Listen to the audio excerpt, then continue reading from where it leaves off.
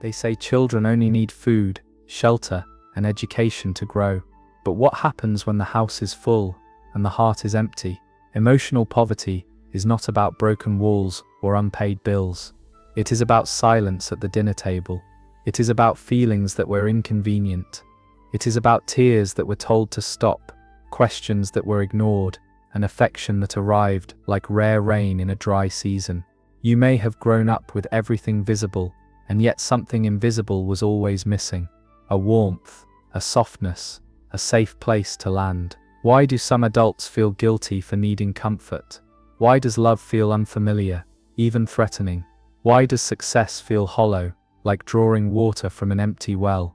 This is the quiet inheritance of emotional poverty, a silent epidemic hidden behind functional families and polite smiles. Today, this reflection explores what really happens when a child grows up emotionally unseen, and how that absence echoes through adulthood. Let's begin. Emotional poverty rarely announces itself. There are no sirens, no visible bruises, no dramatic scenes that outsiders can point to and say, something was wrong. From the outside, your childhood may have looked stable. There was food on the table, clothes in the closet, a roof that did not leak when it rained. You were told you were lucky, and perhaps you believed it. But somewhere beneath the surface, something essential was missing. A child does not only need protection from the cold, a child needs to feel warmth. A child does not only need instruction, a child needs attunement.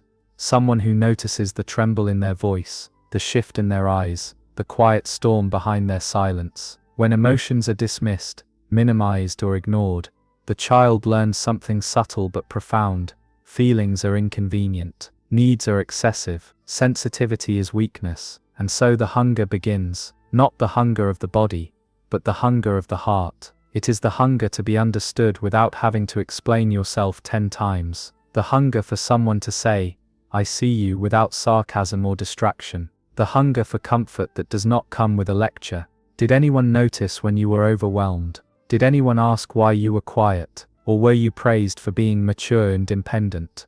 Low maintenance. Children who grow up in emotional poverty often become experts at taking up less space. They sense very early that their inner world does not fit comfortably in the environment around them. So they shrink it, they fold it, they tuck it away like a letter never sent. You may have learned to solve your own problems because asking felt unsafe. You may have learned to soothe yourself because no one came when you cried, at least not in the way you needed. And slowly the body adapts. The nervous system becomes alert, or distant, or both. When emotions are repeatedly unmet, the child's brain begins to conserve energy. Why express sadness if it leads nowhere? Why show excitement if it is ignored? Why risk vulnerability if it is mocked or dismissed? Over time, feelings turn quiet, not because they disappear, but because they are stored, like sediment at the bottom of a river.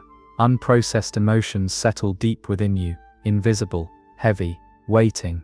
And yet, as an adult, you may not call it deprivation. You may call it normal. You may compare your story to others and conclude that yours does not qualify as painful enough. This is the complexity of emotional poverty. It hides in functionality. It disguises itself as resilience. But inside, there remains a question that lingers long after childhood ends. Why does something always feel slightly empty, even when life looks full? That emptiness is not weakness. It is not ingratitude. It is the echo of a need that was never met. Love, they say, is unconditional. But for many children, love felt like a reward system. It arrived when grades were high, when behavior was perfect, when achievements could be displayed like trophies on a shelf, and when mistakes were made. Love grew quiet. In emotionally poor environments, affection is often tied to performance. A child learns slowly and subtly that approval must be earned. That warmth depends on usefulness. That attention is granted when you are impressive, not when you are overwhelmed. So you became impressive. You studied harder. You behaved better. You anticipated moods before they were spoken, because somewhere inside your nervous system made a quiet calculation. If I am good enough, I will be safe. But what does good enough even mean to a child? When love feels conditional, the child becomes hyper-aware. They scan faces for approval. They measure tone shifts. They become fluent in emotional weather patterns, and beneath this hyper-awareness lies a fear that rarely has words. What happens if I disappoint them? Conditional love does not always look harsh. Sometimes it looks like high expectations. Sometimes it looks like praise that only appears after success. Sometimes it sounds like, "We just want what's best for you." But for a developing mind, the message becomes internalized in a different way. I am loved when I perform. Over time, this belief carves deep grooves in the psyche. You may find yourself striving endlessly, not because you enjoy success, but because rest feels unsafe. You may feel anxious when you are not productive, as if stillness could cost you connection. You may apologize for mistakes with a depth that feels disproportionate, as if errors threaten your belonging. Perfectionism often grows in emotionally poor soil, not the glamorous perfectionism that wins awards, but the quiet kind. The kind that lies awake replaying conversations. The kind that fears being exposed as not enough. And people-pleasing becomes second nature. Because if love is earned, then conflict is dangerous. You may struggle to say no. You may overextend yourself. You may prioritize others' comfort over your own. Not because you lack boundaries, but because boundaries once felt risky. As a child, pushing back might have meant emotional withdrawal, silence, disappointment, coldness, so you learn to adapt. But here is the hidden cost of conditional love. It disconnects you from your authentic self. You become attuned to others' expectations, before your own desires. You become skilled at being who you are needed to be. And somewhere along the way, you may quietly wonder, if I stop achieving, if I stop pleasing, if I simply exist, will I still be loved? This question lingers in adulthood like an unfinished sentence, because emotional poverty does not only deprive you of affection, it teaches you to question your worth without it. Emotional poverty is not only a feeling, it is a pattern written into the nervous system. Long before you had language, your brain was learning what to expect from the world. It was mapping safety, it was studying faces, it was measuring tone, timing, and touch. Psychologists call this attachment, the invisible bond between child and caregiver. Not simply proximity, but emotional attunement, the subtle dance of being noticed, soothed, mirrored. When a caregiver consistently responds to a child's emotions with warmth and regulation, the child's nervous system learns a quiet truth. Feelings are safe, connection is reliable. But when emotions are ignored, minimized, or met with unpredictability, the lesson changes. The developing brain adapts. The stress response system, particularly the amygdala, the body's alarm center, becomes more alert, or sometimes, it becomes muted. In some children, emotional signals grow louder. In others, they grow quieter. Both are adaptations, because the brain's primary goal is survival, not happiness. If crying does not bring comfort, the brain reduces crying. If vulnerability leads to dismissal, the brain reduces vulnerability. If affection is inconsistent, the body learns to brace. Over time, this creates attachment patterns that echo into adulthood. You may find yourself craving closeness, but distrusting it, wanting intimacy but feeling uneasy when it arrives. Or perhaps you rely only on yourself, because depending on others once felt unstable. These patterns are not personality flaws, they are neurological memories. Emotional attunement shapes the architecture of the brain. When a child's feelings are mirrored, when someone says that makes sense or I understand why you feel that way, neural pathways associated with regulation strengthen.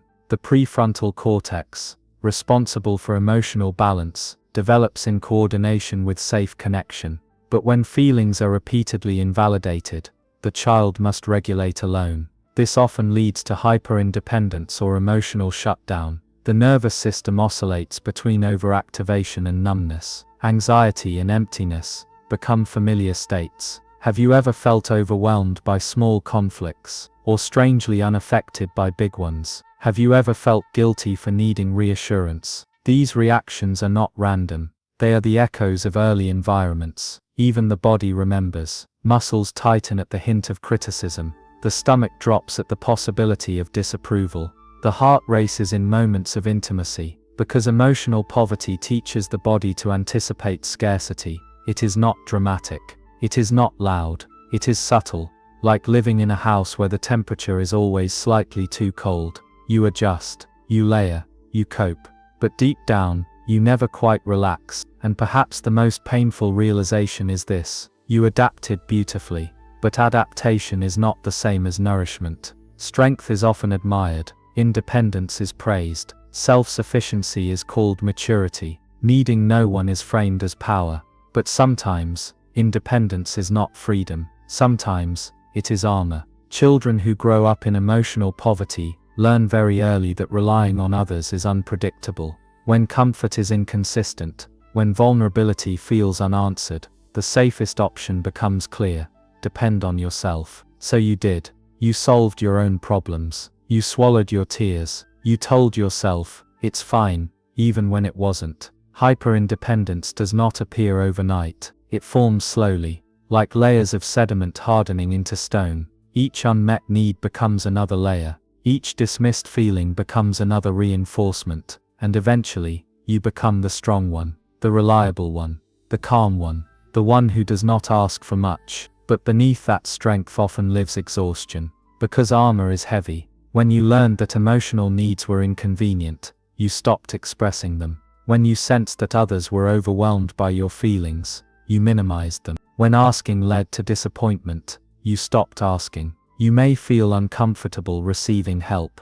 Compliments may feel foreign. Support may trigger subtle anxiety, as if something is expected in return. Do you find it difficult to lean on others? Do you feel safer being the helper than the one being helped? Does vulnerability feel like standing without skin? The paradox of hyper-independence is this: it protects you from disappointment, but it also protects you from intimacy. Because connection requires softness, and softness once felt unsafe. So you built competence instead, achievement, responsibility, control. You became someone others could rely on. Perhaps because no one truly taught you how to rely on them. But independence, when born from scarcity, often hides a deeper truth. You never stopped needing connection. The child inside you did not disappear. The hunger did not vanish. It simply went quiet. And sometimes, in the stillness of adulthood, in relationships, in moments of stress, in nights that feel heavier than they should, the armor begins to crack. Not because you are weak, but because armor was never meant to be worn forever. Strength that grows from deprivation is admirable. It kept you safe. It carried you forward. But it also may have kept others at a distance. And the question gently lingers: what would it feel like to set the armor down, even for a moment? There is a quiet contradiction that often lives inside those who grew up in emotional poverty. You crave closeness, and yet, when it approaches, something inside you tightens. You long to be understood. But when someone looks too closely, you retreat. This is the silent inner conflict. On the surface you may appear composed, capable, emotionally steady. But beneath that calm exterior, there is often a push and pull, like waves meeting a breakwater. Part of you wants to be held. Another part whispers, don't depend on anyone. Where did this contradiction begin? When emotional needs were inconsistently met, your system learned two opposing lessons at once. Connection is necessary, and connection is unreliable. So intimacy becomes both medicine and threat. You may notice it in relationships. When someone gets too close, you suddenly focus on their flaws. You question their motives. You feel irritated by small things, or you feel an urge to create distance, subtly, politely, quietly. Not because you do not care, but because closeness activates old memories stored in the body. Memories of waiting, of hoping, of being unseen. And sometimes, instead of anxiety, the conflict shows up as numbness. You may struggle to identify what you feel. When asked what's wrong, the answer may genuinely be, I don't know. Emotions can feel like fog, present but shapeless. This emotional blunting is not emptiness, it is protection. When feelings were not safely received in childhood, the mind learned to dim them, to reduce intensity, to stay manageable. But the cost of dimming pain is that joy also dims. You may notice that celebrations feel muted, that affection feels slightly uncomfortable, that praise feels undeserved, and then, guilt appears. Why can't I just relax into love? Why do I overthink simple gestures? Why does my chest tighten when someone says I'm here for you? Because your nervous system remembers scarcity. It remembers that needs once went unanswered. It remembers that vulnerability once felt exposed, and so it hesitates. The silent conflict is not a character flaw, it is the echo of adaptation. A younger version of you learned to survive by minimizing expectation. But now, as an adult, that same strategy creates distance. You may stand at the edge of connection, wanting to step forward, and yet feeling anchored by invisible chains. Chains not forged from weakness, but from history. And perhaps the most painful part of this conflict is that others cannot always see it. They see your independence, your competence, your calm. They do not see the internal negotiation happening beneath the surface, the quiet longing, the quiet fear. There is a particular kind of grief that does not come from loss. It comes from absence, not from something that was taken, but from something that was never given. Grieving emotional poverty is complicated, because there are no clear memories of warmth to compare, no obvious rupture to point to, just a quiet realization that something essential was missing. And when that realization begins to surface, it can feel disorienting. You may look back at your childhood and see ordinary moments, birthdays, school days, family dinners, and yet sense a subtle hollowness threaded through them. Not dramatic, not catastrophic, just distant. How do you grieve something invisible? Many people who grew up in emotional poverty hesitate to name their pain. They compare their story to others and think, it wasn't that bad. They feel disloyal for acknowledging what was lacking. They feel ungrateful for wanting more. But grief does not measure itself against extremes. It responds to unmet needs. The child who longed for comfort does not care whether the house was stable. The child who wished to be understood does not calculate how many bills were paid. That child only knows the feeling of reaching and not being met. And sometimes, in adulthood, this grief appears unexpectedly. It might surface when you witness another parent gently soothing their child, or when a friend speaks of feeling emotionally safe growing up, or when you find yourself struggling to comfort your own inner distress and wonder why it feels so foreign. There is a moment, often quiet and private, when the truth settles in. You needed more, not materially, but emotionally, and that realization can feel like standing in an empty room, hearing your own footsteps echo. Grief for what never was is tender because it cannot be fixed retroactively. Childhood cannot be replayed. Conversations cannot be rewritten. The warmth that was missing cannot be inserted into old memories. So the mourning becomes internal. You grieve the version of yourself that had to grow up too quickly. The version that learned to self-soothe before it was developmentally ready. The version that believed needing comfort was a burden. And here lies a delicate truth. Allowing yourself to grieve does not mean blaming. It does not require anger. It does not demand confrontation. It simply acknowledges reality. Something was missing. And acknowledging that absence is not weakness. It is clarity. Because without naming what was lacking, the hunger continues in silence. Grief is not about staying in the past. It is about finally honoring the child who survived it. Emotional wealth is not loud. It does not announce itself with grand gestures or dramatic declarations. It feels quiet, steady, warm, and for someone who grew up in emotional poverty, warmth can feel unfamiliar at first. After years of surviving in emotional scarcity, the nervous system may not immediately recognize safety. Calm can feel suspicious. Consistency can feel temporary. Gentleness can feel undeserved. Because when you grow up bracing for absence, abundance feels unstable. Relearning emotional wealth begins not with sudden transformation, but with awareness. The awareness that your reactions make sense. That your hyper-independence once protected you. That your people-pleasing once preserved connection. That your numbness once shielded you from overwhelm. Nothing about you is broken. You adapted. And adaptation is intelligence. But emotional wealth invites something different. It invites you to notice your needs without shaming them, to feel an emotion without immediately shrinking it, to allow comfort without interrogating its motives. This process is rarely dramatic. It is slow, like erosion reshaping stone. It happens in subtle moments. when you pause before dismissing your feelings, when you notice discomfort in closeness and stay present a second longer, when you allow yourself to receive kindness without reflexively deflecting it. Emotional wealth is not perfection, it is capacity. The capacity to feel without drowning, the capacity to connect without disappearing, the capacity to depend without collapsing.